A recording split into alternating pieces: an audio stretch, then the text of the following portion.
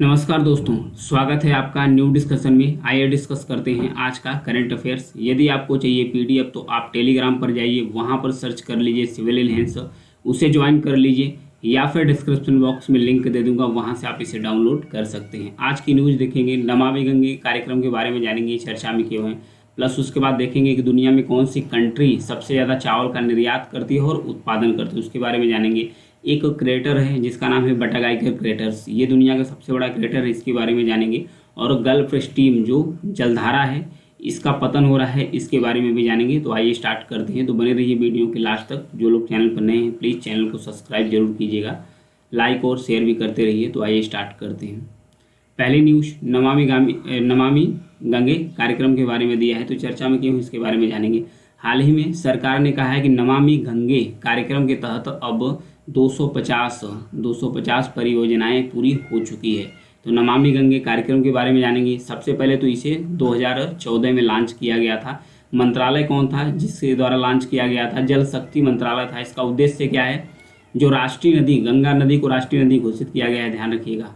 जो राष्ट्रीय नदी गंगा है उसको प्रदूषण उन्मूलन, उसका मतलब जो प्रदूषण है उसे खत्म करना, उसे प्रोटेक्ट करना, संरक्षण देना और उसका कायाकल्प करने के उद्देश्य से नमामि गंगे कार्यक्रम को स्टार्ट किया गया था। नमामि गंगे मिशन के तहत 6 मेगा विकास परियोजनाओं का भी उद्घाटन इसमें किया गया है। नमामि गंगे कार्यक्रम एक एकीकृत संरक्षण मिशन है जिसे जून 2014 में केंद्र सरकार द्वारा एक प्रमुख कार्यक्रम के रूप में अनुमोदित किया था। इसके फीचर्स के बारे में जानेंगे। इसके फीचर्स थोड़ा यहाँ विजिबिलिटी कम है, यहाँ देखते हैं इस फिगर्स में।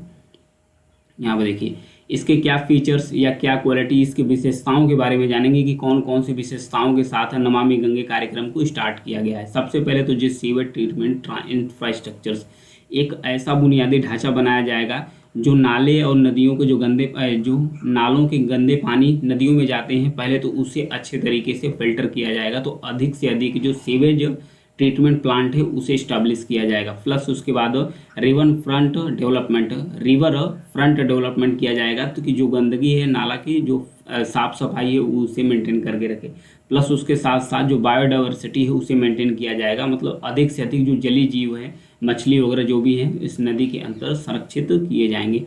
प्लस उसके बाद रिवर सरफेस क्लीनिंग, मतलब जो जल का सतह है, जो सतही जल का वाटर है, पानी है, उसे साफ रखना है इस कार्यक्रम के अंतर्गत। फिर उसके बाद एफॉरेस्टेशन यानी कि वृक्षारोपण से, यानी कि जिस राज्य में गंगा नदी बहती है उस नदी के किनारे किनारे जो वृक्ष है उसका रोपण किया जाएगा। प्लस उसके बाद पब्लिक अवेयरनेस, मतलब जनता को जागरूक किया जाएगा स्वच्छ गंगा को और पानी को स्वच्छ करने को लेकर। इंडस्ट्रियल इन्फ्लुएंस मॉनिटरिंग्स, मतलब कि जो भी इंडस्ट्री है गंगा नदी के इर्द गिर्द है, पहले तो उसको मॉनिटरिंग नियंत्रित किया जाएगा ताकि उसके द्वारा जो भी पॉल्यूशन है वो गंगा नदी में प्रवेश न कर पाए। उसके साथ साथ गंगा नदी पर तट पर जो भी ग्राम है उस ग्राम को गंगा ग्राम के नाम से विकसित किया जाएगा ताकि वो गंगा नदी की देखभाल कर सके। तो ये नमामि गंगे जो मिशन है उसके फीचर्स यानी विशेषताएं हैं, इस सारी विशेषताओं के तहत इसे 2014 में लॉन्च किया गया था। नेक्स्ट, संसाधन दक्षता परिपत्र अर्थव्यवस्था उद्योग गठबंधन, यानी कि यहाँ पर देखो रिसोर्सेस एफिशिएंसी परिपत्र मतलब सर्कुलर होता है, सर्कुलर इकोनॉमिक्स इंडस्ट्रियल कोएलिशन। यहाँ पर अगर इसे शॉर्ट फॉर्म में करें तो ये हो जाएगा रेसिक। संसाधन दक्षता और परिपत्र अर्थव्यवस्था उद्योग गठबंधन हाल ही में इसे लॉन्च किया गया है, ध्यान रखिएगा, हाल ही में इसे लॉन्च किया गया था। अगर इसके बैकग्राउंड की बात करें तो जो सेसिक है इसको चेन्नई में, जो तमिलनाडु के अंतर्गत शहर है, तो तमिलनाडु में चौथे पर्यावरण और जलवायु स्थिरता जो कार्य समूह था, चौथा ध्यान रखिएगा, फोर्थ पर्यावरण और जलवायु स्थिरता कार्य समूह की बैठक हुई थी। उसमें पर्यावरण जलवायु मंत्रियों की बैठक हुई थी, वहाँ पर पर्यावरण और जलवायु मंत्रियों की बैठक हुई थी। तो इसी बैठक में एक साइड इवेंट हुआ था, एक मतलब कि एक अलग से प्रोग्राम हुआ था। उस प्रोग्राम में इसे लॉन्च किया गया था जिसका नाम है संसाधन दक्षता परिपत्र यानी सर्कुलर इकोनॉमी इंडस्ट्रियल कोएलिशन, इसे लॉन्च किया गया था। इसकी संकल्पना कब आई थी? इसकी संकल्पना आई थी जब भारत इस समय G20 की अध्यक्षता करेगा। भारत के G20 प्रेसिडेंसी के तहत इसकी संकल्पना की गई थी। अब इसके बारे में जानेंगे। संसाधन दक्षता और सर्कुलर इकोनॉमी गठबंधन के बारे में। इसे 2023 में, हालांकि हाल ही में लॉन्च किया गया, 2023 ही है, चेन्नई तमिलनाडु में लॉन्च किया गया है। लोकेशन भी इंपॉर्टेंट है कि कहाँ लॉन्च किया गया था। इसे लॉन्च कौन किया था, ध्यान रखिए, माननीय पर्यावरण, वन और जलवायु परिवर्तन मंत्री श्री भूपेंद्र यादव जी द्वारा लॉन्च किया गया है इसे, जो संसाधन दक्षता परिपत्र अर्थव्यवस्था उद्योग गठबंधन है। इसके साथ साथ यूरोपीय संघ के जो पर्यावरण आयुक्त थे, Canada, France, Italy, Denmark, Mauritius और संयुक्त अरब अमीरात के जितने भी मंत्री थे वो सब उपस्थित थे लॉन्चिंग के समय, जो ये लॉन्च किया गया था। सिक एक उद्योग संचालित पहल है जिसका उद्देश्य यही है कि विश्व स्तर पर जो संसाधन की दक्षता है उसे कायम करना, जो सर्कुलर इकोनॉमी है उसके प्रथाओं को बढ़ावा देना।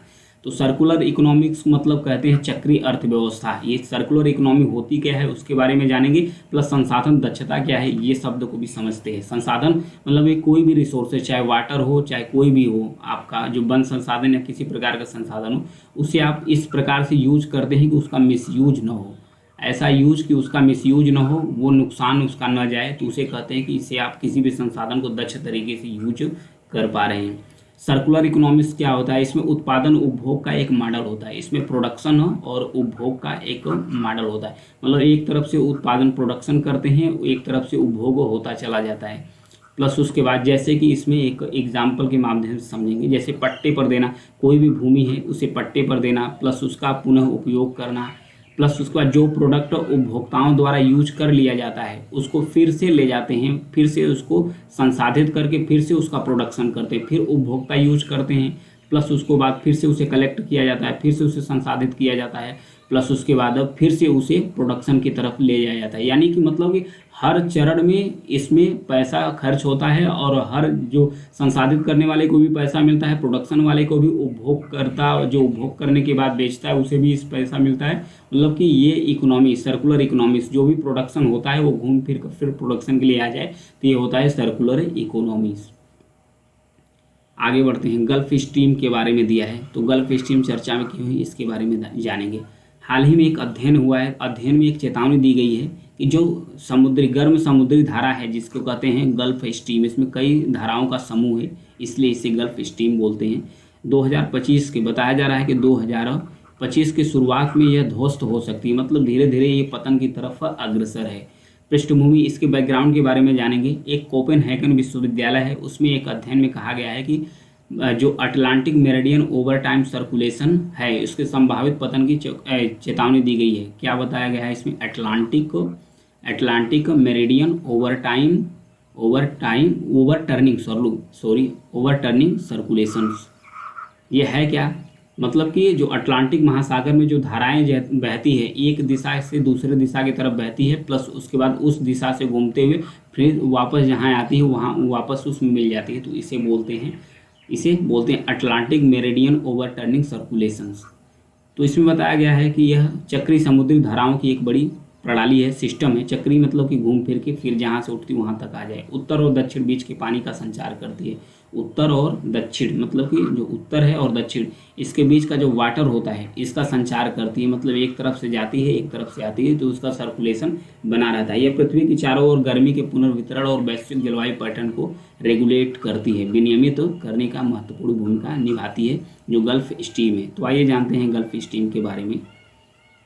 यहाँ पर देखिए, गल्फ स्ट्रीम यह एक प्रबल समुद्री धारा है जिसे महासागर धाराएं बोलती है। ध्यान रखिएगा, ये है मैक्सिको की खाड़ी, ये है मैक्सिको की खाड़ी। मैक्सिको की खाड़ी से जो गर्म धाराएं हैं, जल धाराएं हैं, गर्म पानी है, ये अटलांटिक महासागर में जाती है। यहाँ पर देखिए ये अटलांटिक महासागर है। जब मैक्सिको की खाड़ी का जो पानी, गर्म पानी यहाँ पर चलता है, अटलांटिक महासागर में जाता है तो उसे बोलते हैं गल्फ स्ट्रीम। एक साथ गल्फ स्ट्रीम बोलते हैं। यह धीरे धीरे कहाँ जाता है, यहाँ पर देखिए जो नॉर्थ अमेरिका है, संयुक्त राज्य अमेरिका और उसके बाद कनाडा, ये कनाडा का जो पूर्वी, संयुक्त राज्य अमेरिका और कनाडा के पूर्वी हिस्सों को ये टच करती है गल्फ स्ट्रीम, जो गर्म पानी है जो मैक्सिको की खाड़ी से निकलकर वहाँ पर जाती है और धीरे धीरे ये क्या करती है, जो पश्चिमी यूरोप है यहाँ पर जाती है। तो पश्चिमी यूरोप में एक ठंडी जलवायु है, तो यहाँ पर जैसे ही गल्फ स्ट्रीम यहाँ पर प्रवेश करती है तो यहाँ का जो वाटर होता है ये फिशिंग के लिए अनुकूल हो जाता है। वहाँ पर अपवेलिंग और डाउन वेलिंग की क्रिया स्टार्ट हो जाती है, जिससे वहाँ पर जो मछली प्रोडक्शन है वो यहाँ पर बढ़ जाता है। अगर इसकी उत्पत्ति की बात करें तो इसकी उत्पत्ति होती है मैक्सिको की खाड़ी में, जो गल्फ स्ट्रीम है। गल्फ स्ट्रीम मतलब कई धाराओं, गर्म धाराओं का एक समूह है जो मैक्सिको की खाड़ी का गर्म पानी अटलांटिक महासागर की तरफ से जाता है। अगर इसका गठन के बारे में बात करें तो यहाँ पर देखिए ये है कैरेबियन सागर, ये है गल्फ ऑफ मैक्सिको, मैक्सिको की खाड़ी, यहाँ पर कैरेबियन सागर है। इन दोनों गल्फ मैक्सिको की खाड़ी और कैरेबियन सागर से जो गर्म जलधाराएं हैं, गर्म पानी है, दोनों आपस में मिक्स होते हैं। मिक्स होने के बाद अटलांटिक महासागर में जाते हैं तो वो मिलकर बनाते हैं गल्फ स्ट्रीम। क्या बनाते हैं? Gulf stream. ये धीरे धीरे कहाँ जाता है? पश्चिमी यूरोप की तरफ जाता है। तो पश्चिमी यूरोप में अपवेलिंग, अपवेलिंग क्या होता है? अपवेलिंग ये होता है कि अगर किसी भी सतह का पानी गर्म हो जाता है तो गर्म होने के बाद यह पानी दूसरी दिशाओं में चला जाता है। दूसरी दिशाओं में चला जाता है तो इसके नीचे इस सतह का जो गर्म पानी है, ये पानी तो दूसरी तरफ चला गया। और फिर जब उसके नीचे का पानी ऊपर आता है तो उसे कहते हैं अपवेलिंग की क्रिया। और जिस स्थान पर ये पानी जाता है रुकने के लिए, वहाँ कहते हैं डाउनवेलिंग की क्रिया। तो अपवेलिंग की क्रिया के कारण जो पोषक तत्व हैं ये भी ऊपर आते हैं, तो इससे यहाँ पर फिशिंग की क्रिया स्टार्ट हो जाती है, मछलियाँ भी होती है। और प्लस ऊपर का जो पोषक तत्व भरा पानी है, जहाँ डाउनवेलिंग होती है, वहाँ पर भी ये क्रियाएँ स्टार्ट हो जाती है। तो ये था उसके बारे में, गल्फ स्ट्रीम के बारे में। अब आ गया है आपका बटाइका क्रेटर्स। ये चर्चा में क्यों है इसके बारे में देखेंगे। इसका फिगर देख लीजिएगा, इसका फिगर्स बटाइका क्रेटर। इसे बताया जा रहा है कि यह पृथ्वी को लेकर एक चेतावनी भी हो सकती है। एक अध्ययन किया गया, अध्ययन के अनुसार यह पता चला गया कि जो परमाफ्रॉस्ट है, उसके नीचे की जो मिट्टी है, उसके नीचे की जो मिट्टी है उसमें खतरनाक तरीके से CO2 कार्बन डाइऑक्साइड की मात्रा होती है। उसमें खतरनाक तरीके से, यानी बहुत ही मात्रा में कार्बन डाइऑक्साइड की मात्रा होती है। जैसे ही परमाफ्रॉस्ट पिघलना शुरू करता है तो ये जो कार्बन डाइऑक्साइड है ये वायुमंडल में रिलीज होती है, छोड़ दिया जाता है वायुमंडल के अंतर्गत, जिससे जो ग्रह है, प्लेनेट है, पृथ्वी है, उसका जो तापमान है या उसकी जो गर्मी है और भी बढ़ जाती है। तो ग्लोबल वार्मिंग की समस्या और भी जटिल हो जाएगी।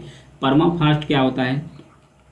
परमाफ्रॉस्ट जैसे कि बर्फ़ हो गया, बर्फ़ के साथ साथ कुछ वनस्पति हो गई प्लस कुछ मिट्टी हो गई, इन सारी चीज़ों का मिक्सअप करके बनता है एक चट्टान बनता है जिसे बोलते हैं परमाफ्रॉस्ट। इसमें बर्फ़ भी होगा, इसमें कुछ मिट्टी भी होगी, इसमें कुछ वनस्पतियाँ भी होगी, इसमें कुछ कचरे भी इकट्ठा रहते हैं, तो ये मिला कर बनाता है परमाफ्रॉस्ट। अगर ये जैसे ही पिघलना शुरू करता है तो यहाँ का जो स्थान है पिघल कर खाली हो जाता है। तो खाली हो जाने के बाद, जैसे पिघल कर टघर जाता है, इसका स्थान खाली हो जाने के बाद यहाँ पर एक गड्ढा होता है, यहाँ पर एक गड्ढा बन जाता है। इसी गड्ढे को बोला जाता है क्रेटर्स, गड्ढे को ही बोला जाता है क्रेटर्स। तो आइए जानेंगे इसके बारे में कुछ और। बताया जा रहा है कि बटाइका क्रेटर्स जो होता है दुनिया का सबसे बड़ा परमाफ्रॉस्ट क्रेटर है। ध्यान रखिएगा, जो परमाफ्रॉस्ट क्रेटर है, ये जो बटाइका क्रेटर है, ये दुनिया का सबसे बड़ा क्रेटर्स है, यानी परमाफ्रॉस्ट वाला क्रेटर्स है। यह 1 किलोमीटर से लंबा है, यह 1 किलोमीटर से लंबा तक फैला है। अगर इसकी गहराई की बात करें तो इसकी गहराई लगभग 100 मीटर तक है। गहराई इसकी लगभग 100 मीटर तक है। 1960 के दशक में बताया जा रहा है कि 1960 के दशक में जब वनों की कटाई हुई थी, उसके बाद तो जो भूमिगत परमाफ्रॉस्ट था, जो वन थे वो तो इसका आवरण बन के ढके हुए थे। तो जैसे वन हट गए तो धूप सीधा परमाफ्रॉस्ट पर पड़ना शुरू कर दी, तो ये पिघलना शुरू किया। जैसे ही परमाफ्रॉस्ट पिघलना शुरू कर दिया तो फिर परमाफ्रॉस्ट जहाँ था उस जगह जो पृथ्वी मिट्टी है, स्थल है, वहाँ पर गड्ढा होना शुरू किया, तो वो बन गया एक परमाफ्रॉस्ट क्रेटर्स बन गया। इसका वर्षों तक विस्तार होता गया। इसे स्थानीय रूप से केव इन या तो मेगा स्लम्प के नाम से जाना जाता है। इसे स्थानीय रूप से जो परमाफ्रॉस्ट क्रेटर है इसे मेगा स्लम्प कहा गया। इसकी गठन की बात करें तो वैज्ञानिकों का मानना है गड्ढा मतलब क्रेटर, ध्यान रखिएगा, क्रेटर कोई गड्ढा, पिघलती हुई परमाफ्रॉस्ट भूमि का परिणाम है जो 2.58 मिलियन वर्ष पहले चतुर्थ धातुओं के हिमयुग के दौरान जमी हुई थी।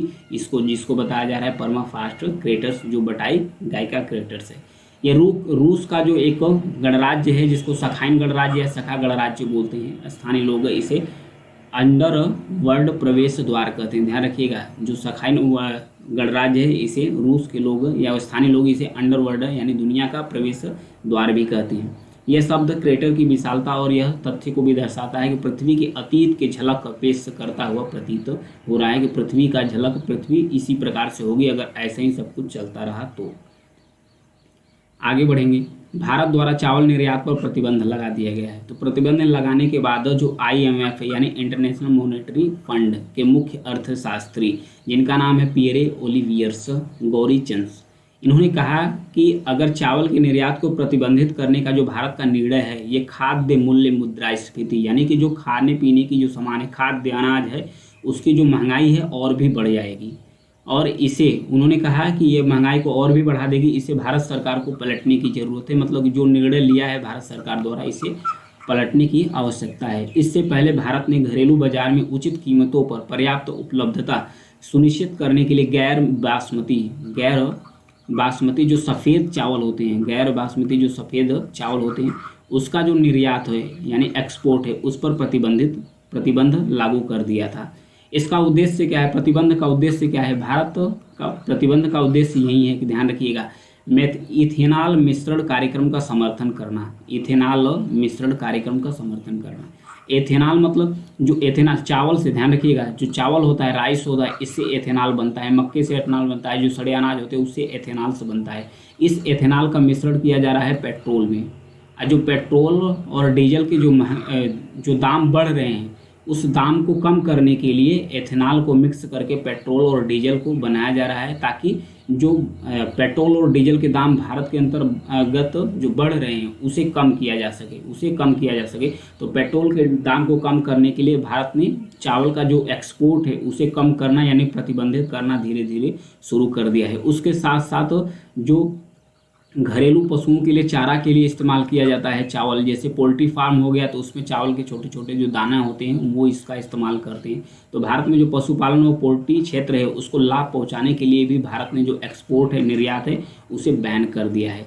अगर भारत चावल निर्यात में भारत की सिचुएशन की बात करें, स्थिति की बात करें, तो चाइना के बाद, ध्यान रखिएगा, चीन के बाद भारत दुनिया में दूसरे नंबर पर उत्पादक है चावल का। दुनिया में दूसरे नंबर पर उत्पादक है चावल पर। पहला स्थान पर पूरी दुनिया में चावल का उत्पादन चाइना करता है, दूसरे स्थान पर उत्पादन कौन करता है? भारत। और अगर निर्यात की बात करें तो निर्यात में नंबर 1 है इंडिया, यानी कि भारत नंबर 1 है निर्यात में। दुनिया के जितने भी अगर चावल एक्सपोर्ट किए जाते हैं, अगर 100% चावल एक्सपोर्ट जितने भी एक्सपोर्ट किए जाते हैं, तो उसमें जो 40% हिस्सेदारी है केवल भारत की है। ध्यान रखिए, भारत कितना बड़ा चावल का एक्सपोर्टर है। अगर भारत बैन कर देगा तो सोचिए दुनिया में जो चावल है उसके संकट ही आ जाएंगे और महंगाई उसकी बहुत ही बढ़ जाएगी।